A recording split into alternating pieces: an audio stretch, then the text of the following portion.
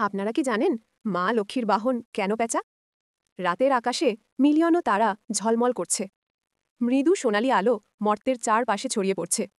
মা লক্ষ্মী আকাশ থেকে নামছেন। তার চারপাশে দেবী সুলভ আভা।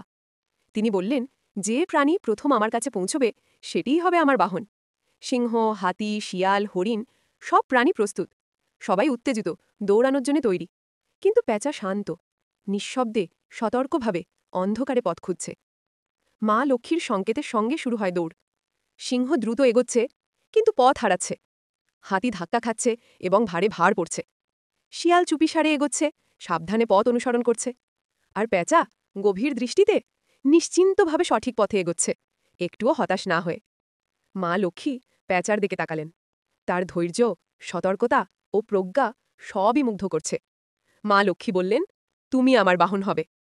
পেঁচা মা লক্ষ্মীর কাঁধে চেপে বসল। সোনালি ঝিলিকের সঙ্গে তারা উড়ে গেল আকাশে। মর্তে ছড়িয়ে পড়ল মা লক্ষ্মীর আশীর্বাদ। ধন, সৌভাগ্য, প্রজ্ঞা সবই মর্তে ছড়িয়ে পড়ল। পেঁচা মা লক্ষ্মীর বাহন, সব সময় তার পাশে। আপনি যদি মা লক্ষ্মী ভক্ত হন তাহলে চ্যানেলটি সাবস্ক্রাইব করবেন।